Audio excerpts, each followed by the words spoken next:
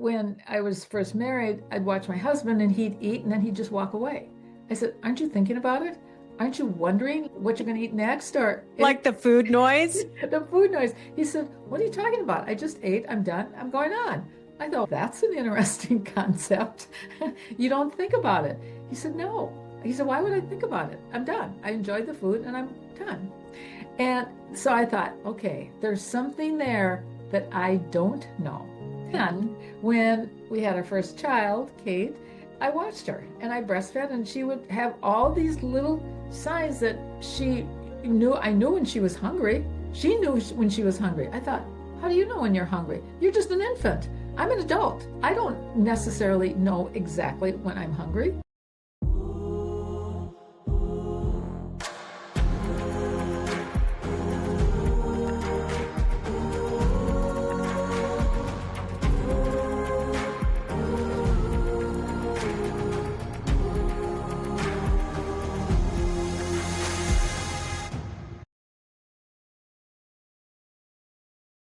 Before you became a body image specialist and an author, you were a teenage girl struggling with your own weight. What did your relationship with food look like at that point in time in your life? When I was in junior high, senior high, I was a cheerleader all the way through 5 years. And I was never really overweight. I was maybe 10, 15 pounds. But I always thought, this just doesn't feel right to me. I thought I need to lose a little. And I could always figure out how to lose it. It was like, okay, I can figure out how to lose it. But now there's this angst in me. And it didn't follow my achievement. I loved school. I loved achieving. I could figure out how to get the A, but then once you got the A and you were done with that course, you moved on. When Mhm. I would try to figure out this eating, it didn't follow the same rules as the rest of my achievement. It was like, okay, I figure out how to lose the weight, but then I get down there and I go, okay, is it going to say off? Do I have to eat this? Do I have to eat that? What if I eat too much? Okay, then will the scale go up? Well, now it's gone up a couple pounds and now it's starting to go the other direction again. And now I got to restrict again. So it was that constant angst that I just thought, gee, if I just didn't have this, I could do just my achievement and move on. And my Mm. body would give me energy and the food would give me energy. Why does it create such an angst? That was always my dilemma. So I was always looking for an answer to calm me about my size and weight, to calm me about my food choices. I love to eat. And I thought, what is it? It just is not making sense to me that this angst should be there. What is that angst? And unbeknownst to me at that time, what I was feeling was my gut brain. And Mm. that angst was telling me a lot of information, but I didn't know what it was yet at that point. As time passes, you start a company called Energetics. Tell us how you arrived at starting the business and what it's all about. When I had this angst, it followed me to college. My undergraduate and graduate degree were in health and physical education, and it was still there. And when I went on to teaching, I thought, oh my word, I still have this angst, but more important, I saw my students have this angst. I thought, oh, their whole life is taken over by what they're eating and what they're not eating, and they really dislike their body. I thought, that's Mm. it. I'm going to figure this out once and for all. And I thought I would go on and do a PhD, but at that time, way back in the 70s, you couldn't crisscross fields. You had to stay in one kind of one lane. Right now, you can crisscross and you can create your own program. But that was a blessing in disguise because had I stayed there, I wouldn't have discovered the answer. Because my Mhm. mission was to figure out what this angst was all about. Why couldn't I just really enjoy the food and not have any extra storage? Extra storage made no sense to me because that's for a famine, and there wasn't one coming that I had heard of. So I thought, that's it. I'm going to figure this out. So I started doing some research while I was still teaching. And then I heard this word hunger. And I thought, oh, interesting. Hunger. It was never surfacing. This was a time where everybody was telling everybody what to eat and what not to eat and how much you should eat and how much you shouldn't eat. And I thought, okay, it kicked into me that said, there's the answer. That is the answer. I could feel it. I knew it was the answer because I was always connected to my gut brain. So when something made sense to me, it created a real strong calm within. Mm. And so I started thinking, okay, I'm going to start doing my research on hunger. And I started talking to different professors around the United States, around Canada, and inevitably they would say, we know it's the answer. We just don't know how to get people there. How do we Hmm. really uncover hunger? Because everything back then was bury it, drug it, get rid of it, eat so you're not hungry. And so I started doing my own research. And that's when I went internally and I thought, oh my word, the answers are not out there. And when I was first married, I'd watch my husband and he'd eat and then he'd just walk away. I said, aren't you thinking about it? Aren't you wondering what you're going to eat next or any Like the food noise? the food noise? He said, what are you talking about? I just ate. I'm done. I'm going on. I thought, that's an interesting concept. You don't think about it. He said, no. He said, why would I think about it? I'm done. I enjoyed the food and I'm done. And so I thought, okay, there's something there that I don't know. And when we had our first child, Kate, I watched her and I breastfed, and she would have all these little signs that she knew. I knew when she was hungry. She knew when she was hungry. I thought, how do you know when you're hungry? You're just an infant. I'm an adult. I don't necessarily know exactly when I'm hungry. And so I would observe. And I thought, she not only knows when to start eating, she has a really strong stop. A really strong stop. She'll spit it out. She'll throw it. She didn't care how big I was. She didn't care what degree I had. She didn't care about what nutritional information she knew. And she certainly didn't care about her diaper size. And toddlers are probably the best at saying, I don't want any more. No, thank you. I'm done. And it's the parents, because maybe they've eaten 6 or 7 bites and they're like, done. Yes, we know they get distracted by the activities happening around them, but they all are the same. No, thank you. I'm done. No, you surely aren't. You have a full plate of food. You must continue to eat. There's no way you can be done. And that's because we're not done.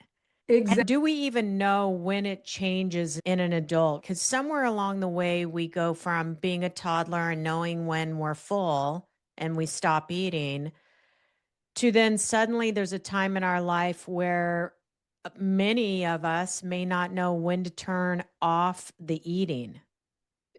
Excellent question. Because when I would do seminars, they would say, where did my stop go? Where did I lose my stop? And it could have been way back when the mother wasn't breastfeeding. And that's usually the best because nobody knows how much anybody has had. Nobody knows. The breast milk, Right. when there's breastfeeding, you don't know. But when there's a bottle, you do know. And maybe the mother has been told by their physician that the child needs this much. When the mother is feeding the child and you feel this little infant, and all of a sudden they want to turn their little lips, but there's so much milk left. They've got to finish the bottle. So they start Mhm. pressing on the little lips. How does an infant know when to stop eating? That hunger feel goes away. That's when they want to stop. It's the feeling of nothingness. When Mhm. that infant feels that tension on the lips, they go, oh, I wonder if that'll go away if I eat. They've transferred that. And it not only goes away, they get a hug. And a young 9-year-old that I worked with Mhm. said, oh, we got comfortable with uncomfortableness because now we've moved past the 5 and you've become rewarded. The mother gives you a hug. So you get this nice warmth because you overate. Oh, Feels yeah. good. I know when I was young, if we didn't finish our plate, we couldn't leave the table Yep. until everything on our plate was gone, which was absurd when you think about that now. And if you did finish, there was some kind of reward. Oh, you can go to his house and play now, or you can watch TV. And so there's this connection that if I eat everything on my plate, even if I don't like it, I get to do XYZ. And if I don't, then I'm going to be sitting here all night with the lights off, like Mother Dearest, because she's not going to let us do anything. You're so right. So now the stop. doesn't feel good. Right. It feels uncomfortable because it's been associated now. Like I always do a hunger scale, and the audience can do this within themselves. On a scale from 0 to 10, I say the 0 is starving, the 10 is stuffed, and in between there's a 5, the feeling of balanced. The hunger has gone away, and now you don't need to eat anymore. The stop. The stop is the feeling of nothingness, balance. And anybody that does sports, you will feel that balance. You're not tipped to one side or the other. There's your power zone. That's now you can move either one direction or the other direction very well. So on the scale from 0 to 10, the 0 being starved, 10 being stuffed, the 2, which I call kind of the growling stomach, the stomach is starting to talk with you.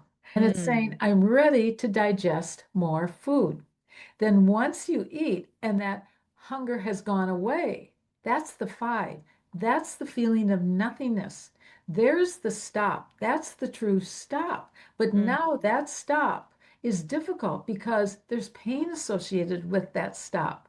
Instead of a good feeling, it's pain because you were punished or you were made to sit there or you didn't get the extra treat. So then if you ate more, now you became rewarded. You were rewarded for eating more food beyond what your body needed. Mm. That's how we start with the overeating. It's like my son when he was in fourth grade, he came home one day and he said, "This is just crazy." I said, "What happened at school?" He said, "This woman in the lunchroom said to me, if I didn't finish my food, I couldn't go out and play." And he'd never See, heard that. there it is.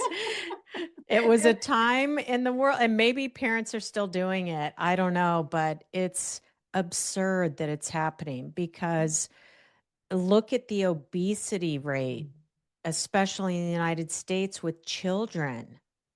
Yes, because we've lost that ability to allow them to listen to themselves. And so when I went back to my son and I said, "So what did you tell her?" He said, I looked at her and said, "I'm not hungry anymore. How would you know what my stomach feels like?" And that's what, as parents, and as I work with young moms, that's what's fun because if they have an infant, one of my clients said, all of a sudden, as I'm working through your process, I'm watching my 1-year-old stop. And she's going, I'm working like crazy to figure out how to stop. I look at my 1-year-old and she has no problem. She's done. And would I ever have believed that I would learn how to eat from my 1-year-old? What about the taste, the flavor? Sometimes we eat something and it's just so damn good that we can't stop, or maybe we don't want to stop. It's not that we can't. We don't want to because it tastes so good. Yeah, I hear that all the time. I love your questions because I hear this all the time. And they say, but it tastes so good. And then you overeat and you don't feel so good. The boundaries of taste are very specific. They're very specific. When you're hungry, you eat. When you're no longer hungry, you stop. Anything beyond, when you hear yourself say, it tastes so good, you're looking for more pleasure. That's why we were given 4 other pleasure senses along with our own thoughts and actions to give us more pleasure. But if we Mm. rob taste, we tend to bury even the desire to have the other 4 pleasure senses because now it's out of order. And there was a client of mine, he was a CEO of his company, and he was understanding the 2 to 5 and he was getting that down. He said, but Shirley, he said, at 2 o'clock in the afternoon, all I want to do is eat something. He said, Hmm. and I know I'm not hungry and I just want to eat. And I said, okay, let's just imagine that eating didn't exist in that moment. What are you going to do at 2 o'clock in the afternoon? And he looked at me and he said, Shirley, I am a CEO of a company. You have just asked me a simple question. I have no idea. I have no answer. I have no answer. I said, exactly. Because once you rob taste, you bury your creative soul to even think that there might be something else. And so I Mm. said, let's just imagine that eating doesn't exist. You're at the 5, you're not hungry. And so let's start brainstorming.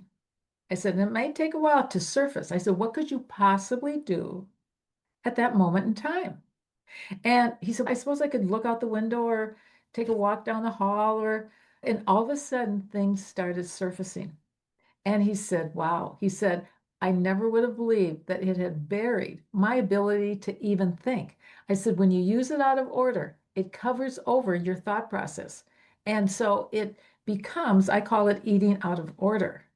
And when that happens, it's very difficult to get out of that Yeah, 'cause you pathway. become obsessed. All you're Yeah. thinking about is food. And I think a lot of us who have really intense jobs have moments like he was describing where it's almost driven by some kind of emotion. Whether you're flying through the day from one meeting to the next, you probably aren't thinking about food. But when you have that break, and now all of the intensity catches up with you. I know I do it sometimes. I'm not hungry, but I feel like I need something. Yep.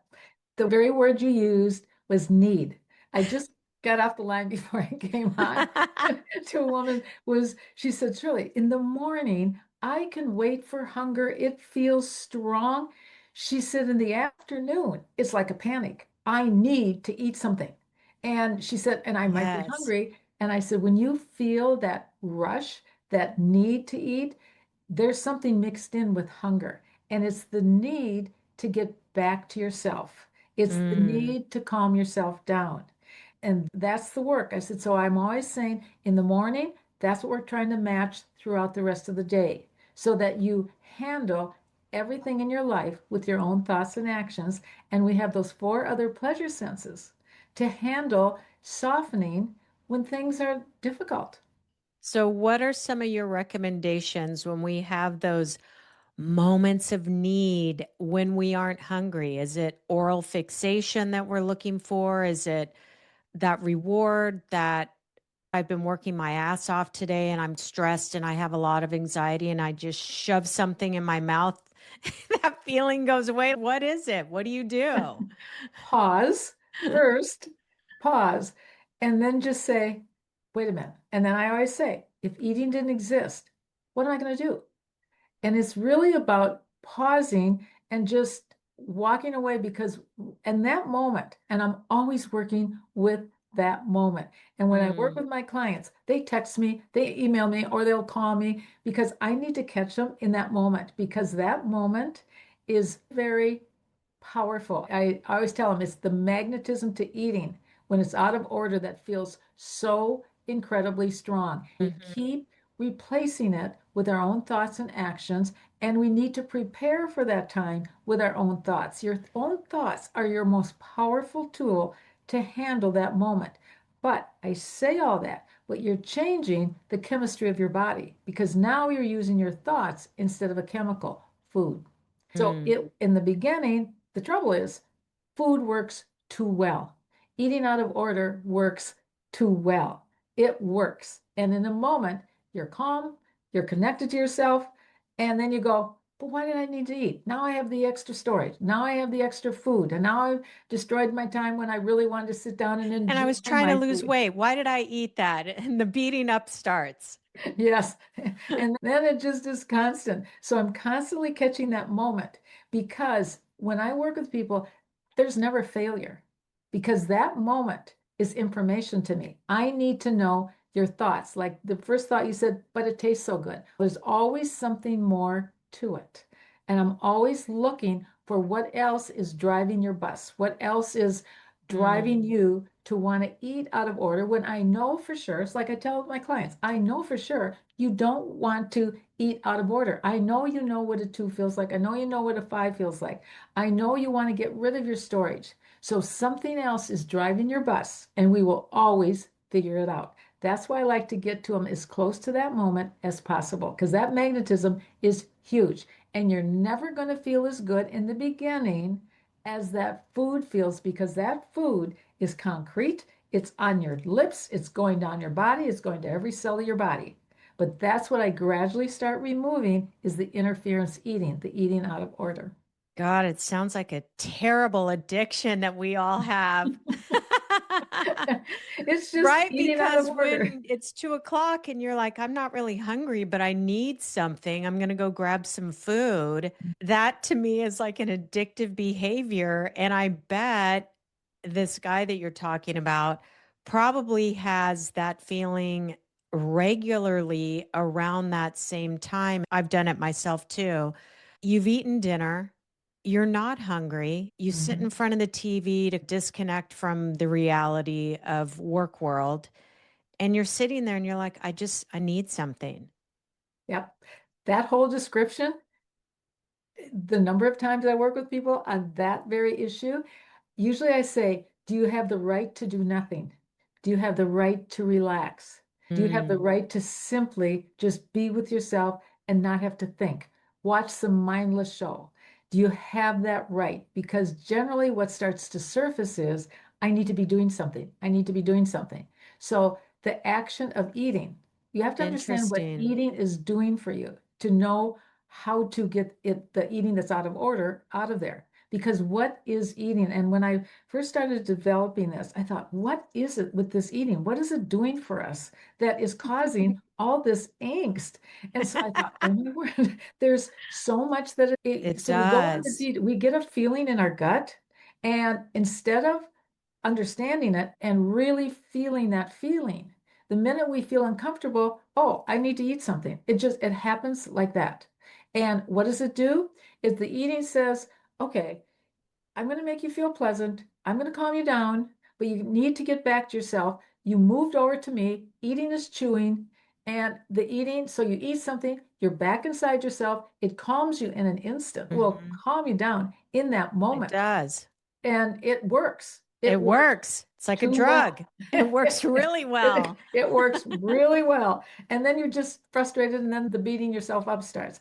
And so, what I work with them is having them really understand what that eating is doing for them and Mm, really understanding why that why they tripped into that detour, because it's a neural pathway now it becomes a neural pathway. That neural pathway with the man I was describing was very strong at 2 o'clock in the afternoon, and mm. so we need to prepare for that time, and we need to prepare for a belief that is value based. So generally I start asking questions so they really own it. It's their decision.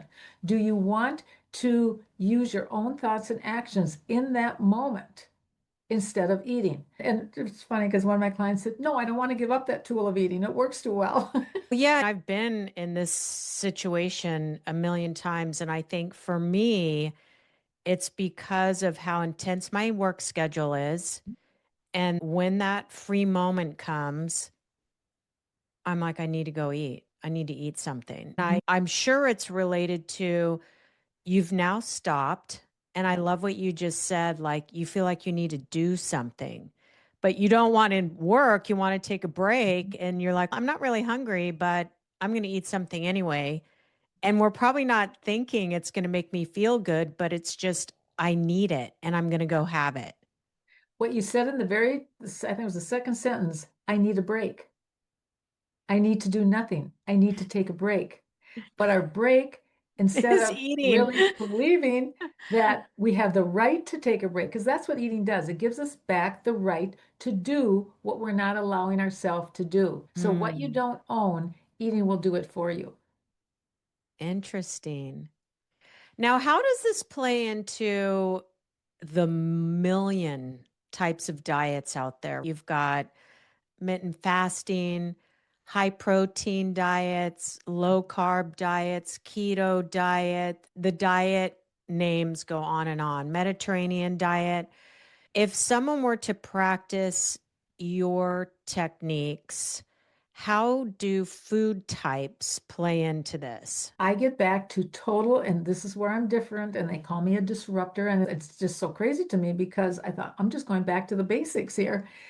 I go back to total and complete choice of eating because Okay. choice is your identity. And if you don't own choice of what sustains your life, you can't be within your life. We need to own what sustains our life. Choice. And Mm, people say, but what about all the processed foods? What about all what they say you should and shouldn't do? And I said, and they said, what about all the research? And I said, have you ever noticed that research keeps changing? it does. It changes all the time. And it doesn't mean that the research is wrong. Mm, It just means that for that particular group of people, this is how that study came out. Then they study another group of people, and it's going to come out different because we were born with over 10 8,000 taste buds unique to each and every one of us within our gut brain. We were Mm. given all these tools at birth to know what to eat and how much to eat. So I start with total and complete choice so that they own their choices, so that when they end up losing their weight, it's coming from their choice because whoever owns the choice owns the power. And I want to empower my clients. If I tell them what to eat, now I own it.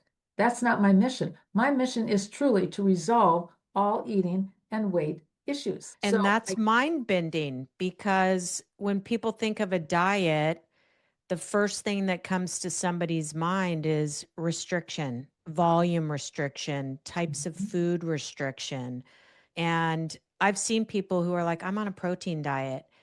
And I've actually watched them gain weight because you can eat too much protein and it's excess. They find themselves overeating the protein and you're going to gain the weight. So if I choose to eat whatever I want to eat, what does that really mean with your technique? For dinner, let's give dinner an example. What do some of your clients find they okay. struggle with? And what's the plate of food look like now when they think of this with your technique? When I start with choice, at first there's like a panic, like, Yes, oh my word, if I would eat what I want to eat, I would eat volumes of what I shouldn't eat. And because this, they've restricted themselves for so long, right? yep, they've deprived themselves of everything the diet says you can't have. So that Mm, deprivation builds up.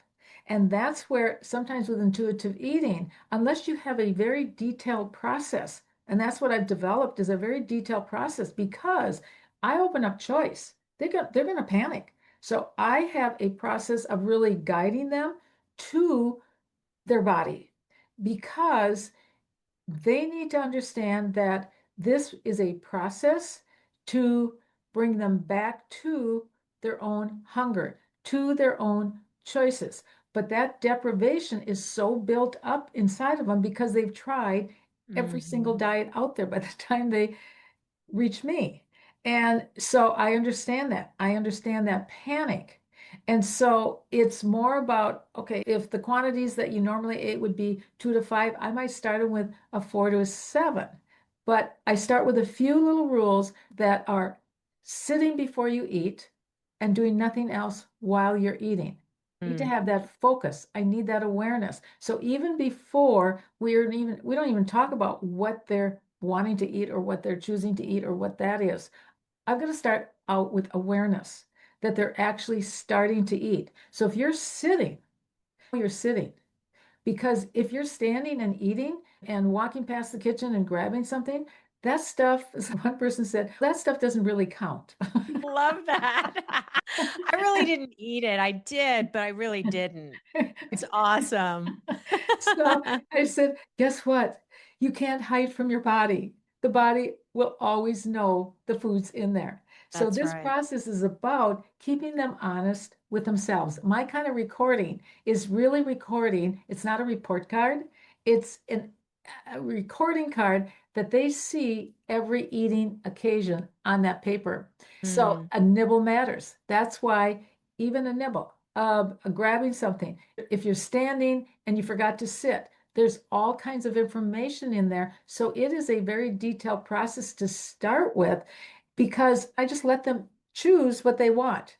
Because if I can get them to sit and do nothing else, they're going to cut out a lot of food while they were standing or while they were driving. Or so when they start, they really even start with this process losing storage because they're eliminating food that is when they're standing, when they're walking from here, there to everywhere. When So they're that's eating how I from start. the refrigerator to the cabinets to the pantry. So, are you saying that sitting and having a meal is the correct way to have a meal because there's no distractions? With the sitting, even if it's a snack. Sit first so you're aware and own the fact that you're eating it. And then I have them record that it's a snack. And maybe they move from a 4 to a 5 or from a 5 to a 5 that's just a couple bites, but they know that they're eating. That awareness is key. I know I'm putting something in my mouth. That's key because there's so Mm. much mindless eating. It Hmm. also shows when I open up choice, where's that quantity? When does the quantity start? There's always a reason. So I'm with them basically 24/7 because if I'm not there. I said, even because I work with people all over the world, and in the middle of the night, they can text me. I wake up and I go, oh, I see what happened. Okay, now let's get to the bottom of this. So Hmm. it is the sitting, and we've lost that sitting. And I find it so Yes, fascinating. I would say we have. I Mhm. know I grab a snack between calls and I'm walking from the Yes, kitchen back to my home office and hopefully have gotten my small snack down before the next call. yes, yes. That's what I'm talking There's about. no sitting. I know there's people out there listening who are going to identify with this. When you put something in your mouth and you're on the go, and then when you finally sit and you're calm, you almost don't even remember what you ate. And your Mhm. body doesn't either. And you're like, I'm starving. You just Yes, had a snack. No, but yeah. I'm starving now. You're absolutely right. That's why my recording system is so key because it shows them how many times and how often they're putting something in their mouth that they weren't even aware of. I had one person, Hmm. she said, I would have probably 50 nibbles in the day, 60 nibbles in the day. I Oh said, well, my that's where we're gosh. going to start. That's where we're going to start. And now we're down to 2 times of a meal and actually sitting with a couple little snacks. That's it. And the awareness and the beliefs that have surfaced from all of that is what's allowing her to actually get these clear boundaries around her eating.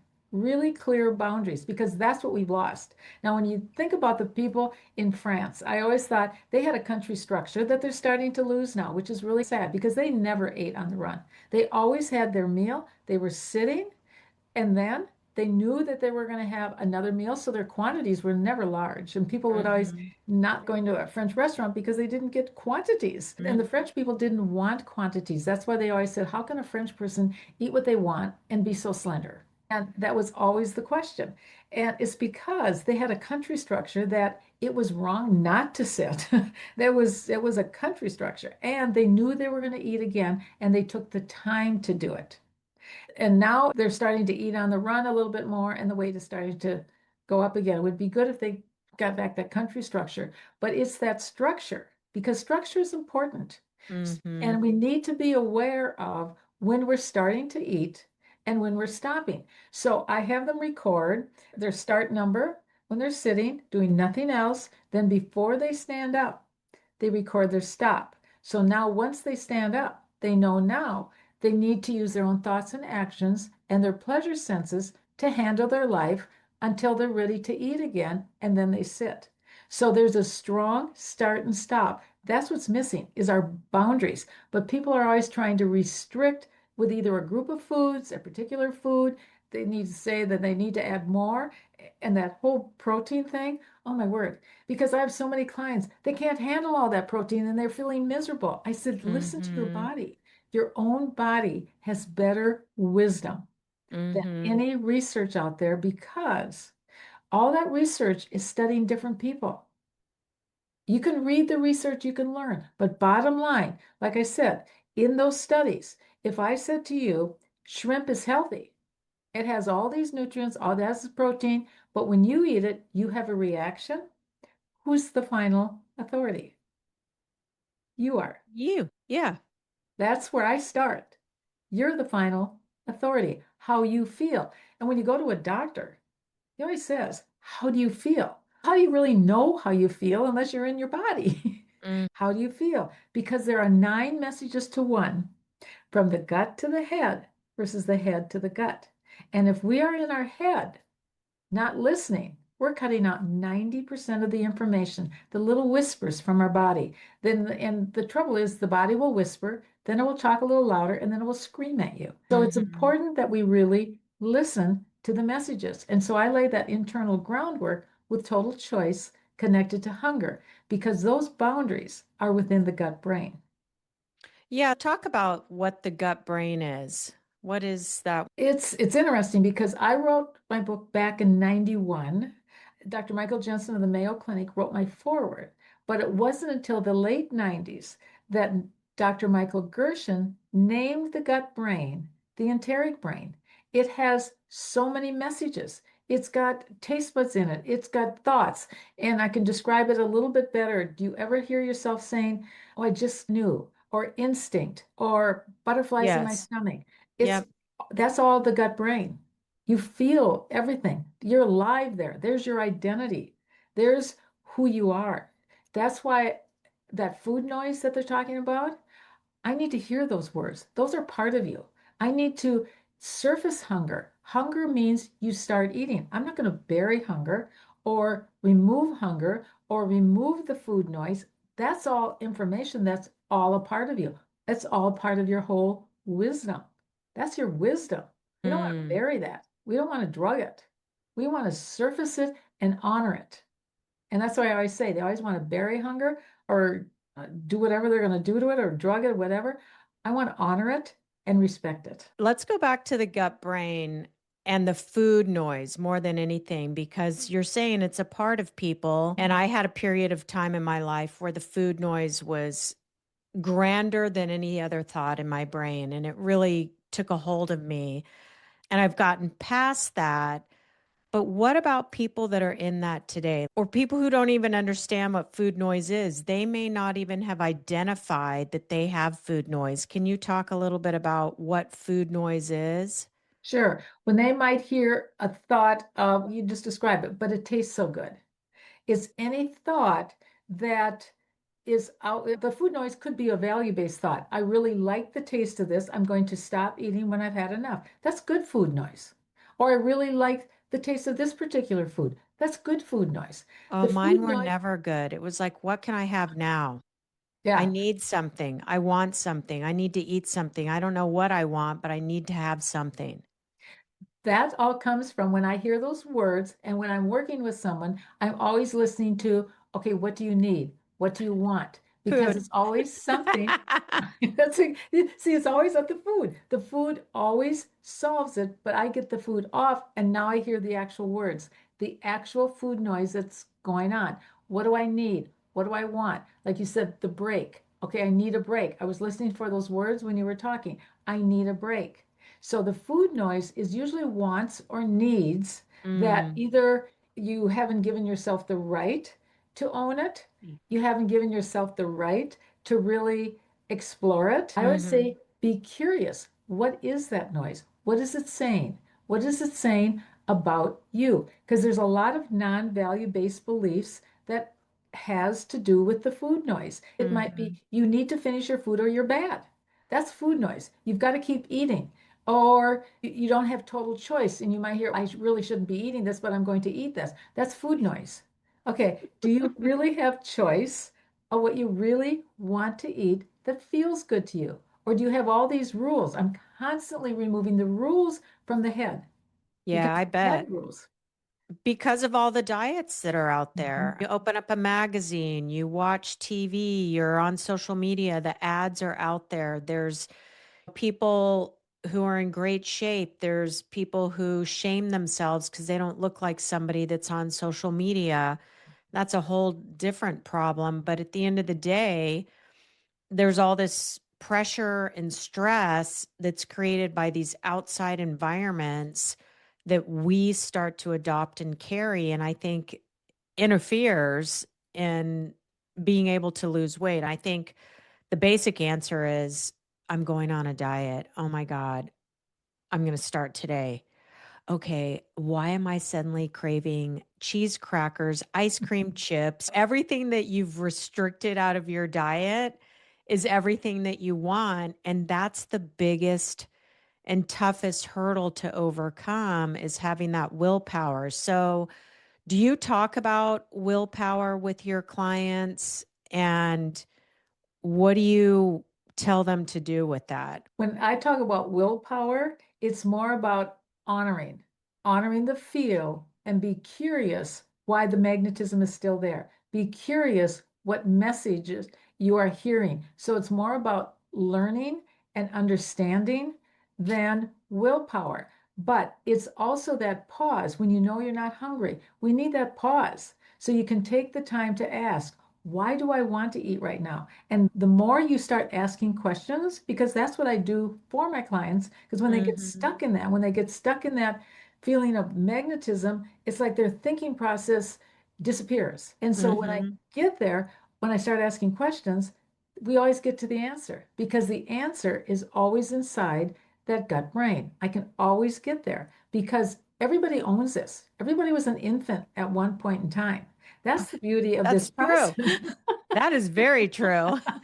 So everybody can own this. It's Mm-hmm. just taking the time to get there, to really understand it, to be curious. Because what we're doing is we're just taking the eating that's out of order, Mm-hmm. replacing it with your own thoughts and actions and the other pleasure senses, and reclaiming that connection between your gut and your head. So the system keeps working so that when you feel something in your gut, you go, okay, what's that all about? Am I hungry? No, okay, I'm not going on that detour. I'm not going on the detour to eating. I'm staying put. I'm staying here to be curious. What am I feeling? Why do I need to eat? It's a Mm-hmm. need. That need, when you start hearing that need, there's something going on. What need have I not addressed within myself? So it's really working at the depth of your own identity. Mm-hmm. That's the beauty of the process. It's like the weight falls off as a byproduct. That's what people always say. I never tell people what to eat and I never ask them their weight. I just want to know, is the storage going in the right direction? And they can feel it on their clothes. That number, I don't want to know that number. It's not my business. I want to know, are we getting eating back in order? Are you feeling that? Are you feeling the storage dissipate? That's all I'm looking for. So that Mm-hmm. there's not, so we're reconnecting with the source of the issue. And people say, how can I be in my body when I hate my body, when I hate my storage? And I said, that's why I say, if you would eat from the 2 to a 5, and all the time, would you eat less food? And generally, yes, I would eat less food. If you ate less food, would you lose weight?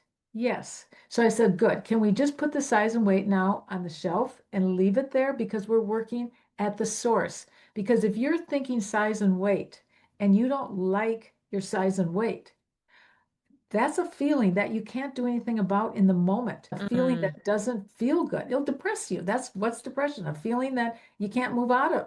If you're thinking size and weight and you can't move out of it in this instant and you don't put that thought on the shelf, you're going to feel like you want to eat. Oh, 100%. Yeah, because you're going to be down and out on yourself. And food, as you've said a couple of times, it makes you feel good. Yep. In the moment works like that. In the Yeah, moment. Yep. it is Nothing. an in the moment thing. It's a Mhm. very quick fix to Mhm. a deeper issue. Yes. What about portion control?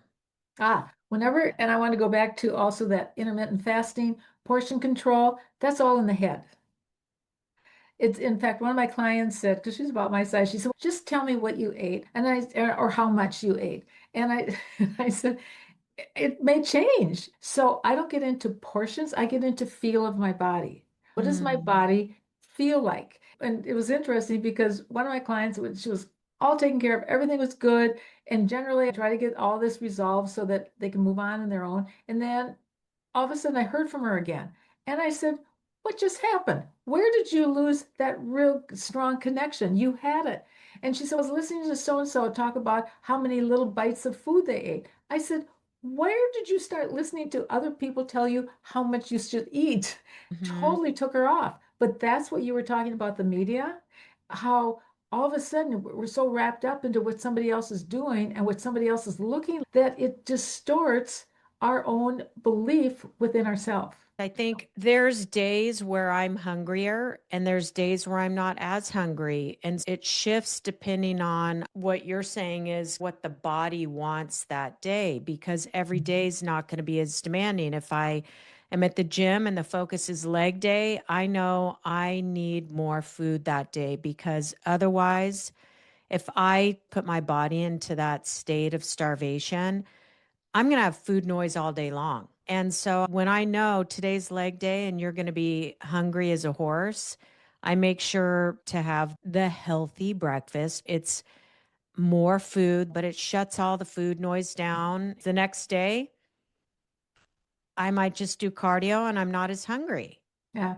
All of that where you really want to listen because really until you do your exercise, really you don't know if you really go for the hunger scale. And this was an interesting point because it's okay, I got to prepare for hunger because I might be hungrier today. Mm. I had a client who would, when she was speaking, she always felt like she had to eat something first in case because she was going to do an hour speech. What if I get hungry during this speech? But she had storage to lose. And I said, okay. And she loved doing experiments, which was really fun for me because she was a scientist. I said, okay, you swim laps and you love to swim laps.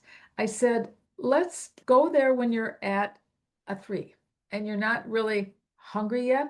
And she said, I might not make it. I said, bring somebody with you so you don't drown. So she did because she loved to do experiments. So she went there and she was really at a 2, but she had some storage to lose. And she came back to me. She said, Shirley, I'm amazed. I swam all my laps and I was at a 2. I said, and you didn't drown. No. And she said, I see that if you do have storage, you have energy, but you don't want to Mhm. prepare that you might get hungry later. You just keep listening because eating is in the moment. And then some Mhm. people would say, but what if I'm like going to a dinner and I'm really at a 2 at 4 and my dinner is until 6? I said, do you think you're really going to starve to death in 2 hours before you eat? I said, go there and be hungry. I always hear these something that would say, don't go to a party hungry. I'm going, why wouldn't you go to a party hungry? You're gonna have food there. Of course you want to go there hungry. So it's about really understanding hunger and working with it, really working with your hunger. So when you go and you do all these weights, wait, you don't know how much you're going to need till your Mhm. body starts speaking to you. So I always come back to the wisdom of the body before predetermining what you might need. You often say the most important question isn't, is the food healthy? It's how do I feel, which we've talked a lot about, but let's talk about healthy food because some of us just naturally migrate towards the healthier food over processed, greasy, fried stuff. If somebody likes to have cheeseburgers every night, is that the right thing to do when you're making a choice and you're trying to get rid of storage? First of all, I end up getting rid of the food that's the extra eating. Then what starts to happen is because they really are practicing total and complete choice, what starts to happen is when you have a strawberry, you want a strawberry that tastes like a strawberry. Mm. So I end up working from the inside out because I can't control the environment. I can't determine what's going to be out there. If I know I feel better eating this or I feel better eating that, the wisdom of your body will let you know. We've lost that confidence in our body. And it's all about choice. And to me, I like real food. And that's just what how it's developed is I like real food. It sounds like that's where you are, but I've got to have people get there from their choice. That's what's key. So, whatever their choice is, I have them choose that and then feel how that felt before, during, and after. And you would be amazed at how easy it is to start determining what feels good. And I remember one Mm. client saying, you know what, Shirley, I've been told to eat salads all the time. It was like keeping them away from them. And she said, as I've worked through this process, she said, all of a sudden there was this feeling like, I really want a salad. And she thought, I never thought I would ever feel like I really wanted to choose a salad. But that's why I have to leave it with the wisdom of their own body because the body naturally wants food that feels good. The body naturally wants a strawberry that tastes like a strawberry. And the body naturally wants variety. So with that cheeseburger, I had a client whose 8-year-old son was having a war with his father about peanut butter cups. Those, He by the knew my way, process. so good. I love them too. They're the best. Chocolate and peanut butter. Yes, Game so on. good. And so she said, you've got to work with my husband and my son. They're in the war with these peanut butter cups. I said, he's 8 years old. I said, let's just work with your husband for 3 days. If you'll just let me have his son for 3 days, we'll work through this. So we started out because there was literally a war. So I sat down and he knew me. He said, okay, I'll give you 3 days, but he's going to eat peanut butter cups the rest of his life. If he has those peanut butter cups, it's all over. So they said, okay, I will do this because he knew me. He said, okay, you think you know what you're doing. He bought all the peanut butter cups. They sat down together as parents and told the son, you're in charge of all the peanut butter cups. His Whoa. little eyes just went, oh, this will be so fun. And he Yes. gathered them all up. He went to bed that night and they were all by his bed because he thought the rules are going to change and he better have his stash right there. So the next morning, he had peanut butter cups. Lunch, he had peanut butter cups. And of course, the father's going, yep, and dinner time came around, peanut butter cups. Next morning, peanut butter cups. And he kept these bags with him. They came with him wherever he went. And then at lunch the second day, he was going out to play and he forgot his bag. And the mom said, she was really good because she knew what I was doing. She said, here's your peanut butter cups. He said, well, just put them in my shelf. I'll be back. Now the separation was starting. That Mm. night, still peanut butter cups. The next morning, on the third day, the mother said, okay, here are your peanut butter cups, put them in a bowl. He said, no, I really had cereal this morning. She said, I thought my husband was going to fall over on the chair when he heard my son say, no, I choose not to have peanut butter cups. But there was so much deprivation built up about those peanut butter Mm. cups that Mm. it felt like if he was going to eat them, he was going to keep eating them. But the wisdom of his own body surfaced and said, okay, now I've had enough. Now I believe I can choose them. So this morning it's cereal, and a couple days I may want another peanut butter cup, but it's been normalized Yes, because deprivation can lead yes, to severe binging on yes. peanut butter cups or whatever somebody's thing is. So that's pretty Mhm. incredible. I'm Yeah, sure I the remember parents were because I used to, dying. There he is. Oh my God, every single meal. We knew it. But eventually he just didn't care about them as much. just didn't care. Just didn't care. I remember because when I was first teaching, both my friend and I that were teaching together, we loved M&M peanuts and we could eat them. And we watched the other gal who would have half a cookie and we thought, are you nuts?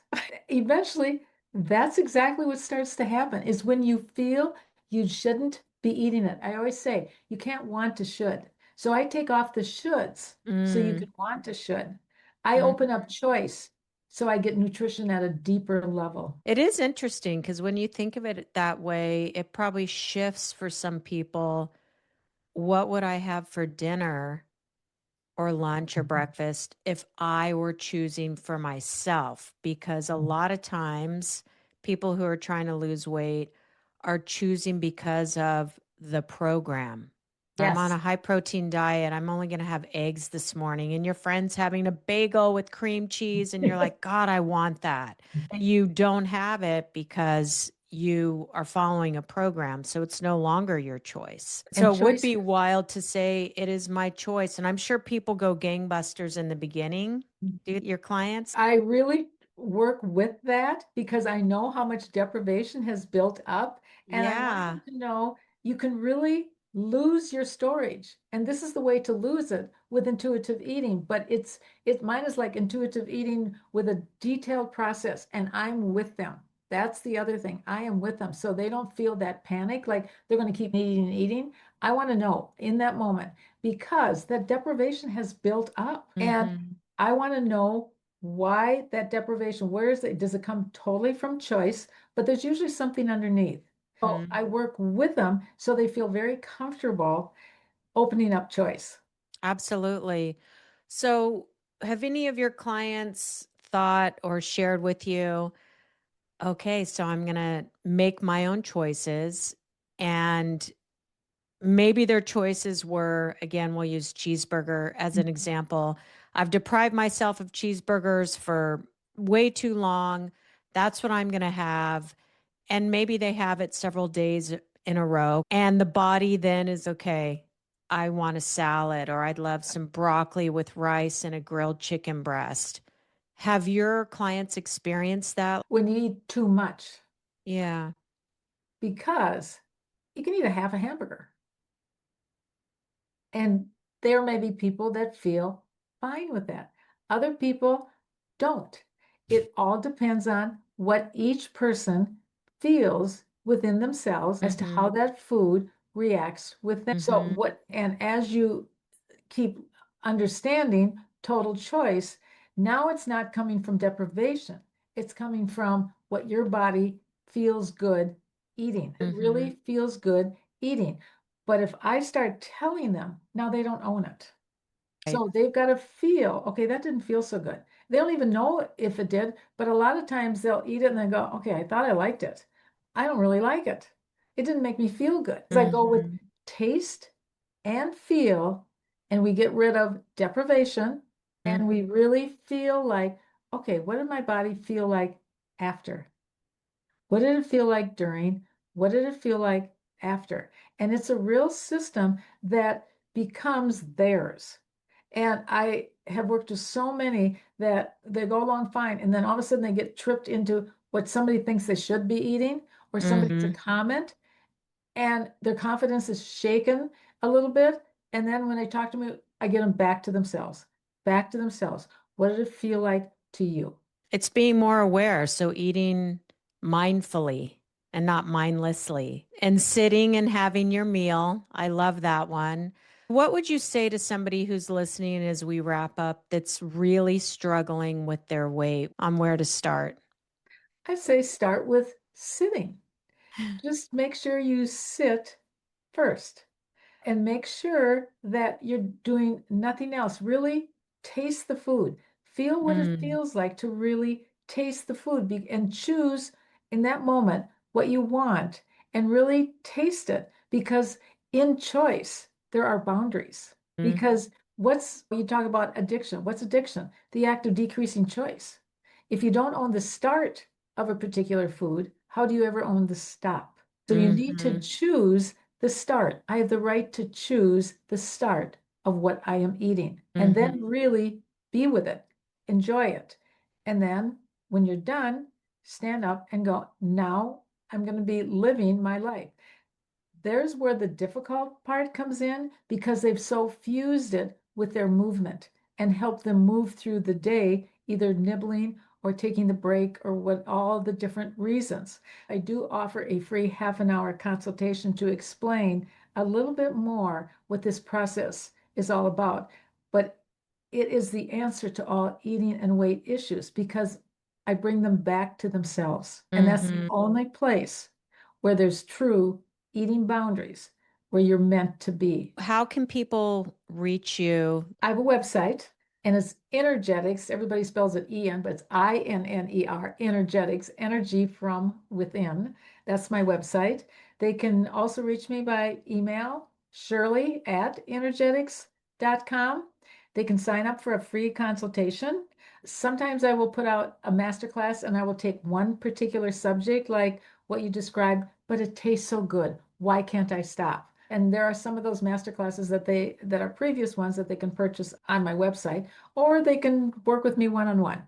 That's what I love the most, because I can catch those moments, because I know the magnetism of that moment when you Mhm. know you're not hungry, and that strength of that pathway of eating out of order is strong. It's It's very strong. strong. Yeah. Yeah, I've had that in my life as well. Yeah.